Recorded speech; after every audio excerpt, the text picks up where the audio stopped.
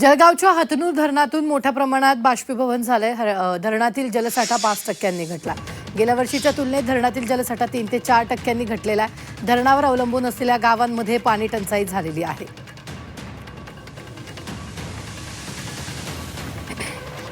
तर याचाच आढावा घेतला आमच्या प्रतिनिधींनी।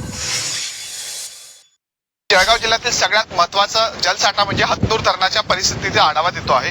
या ठिकाणी आपण बघू शकतो की मोठ्या प्रमाणात हतनूर धरणाचं जे पाणलोट क्षेत्र आहे या ठिकाणी कमी होताना पाहायला मिळतं। गेल्या वर्षाच्या तुलनेत यदि पावसाळा मोठ्या प्रमाणात झाल्यामुळे हतनूर धरण जे आहे 100% भरलेलं होतं। मात्र हतनूर धरण 100% भरल्यानंतर या ठिकाणी 40% जे आहे ते साधारण पाणी साठा या ठिकाणी जो आहे तो वापरला गेलेला आहे। उर्वरित जो 60% साठा जो आहे तो या ठिकाणी शिल्लक आहे। मात्र याच वर्षी मे महिन्याच्या सुरुवातीच्या आधीच म्हणजे एप्रिल संपल्यानंतरच या ठिकाणी बाष्पीभवन जे आहे हे मोठ्या प्रमाणात होताना पाहायला मिळतात आहे। साधारण शासनाच्या आकडेवारीनुसार यदि विचार करायला गेला तर साधारण 5% घट ह्या पाण्याची बाष्पीभवन होऊन झालेली पाहायला मिळतात आहे। त्यामुळं आगामी काळामध्ये येणारे मे व जूनच्या परिस्थिती काय होणार यामुळे मोठं संकट पाहायला मिळतात आहे। त्याच पार्श्वभूमीवर प्रशासनाच्या वतीनं व जलसंपदा विभागाच्या वतीनं या ठिकाणी पाण्याची काटेकोर कसर करण्याचा प्रयत्न सुरू आहे। बाष्पीभवन मोठ्या प्रमाणात वाढताना पाहायला मिळत आहे।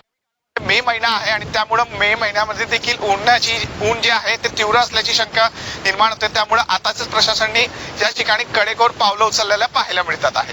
वाल्मिक जोशी, झी मीडिया, जळगाव।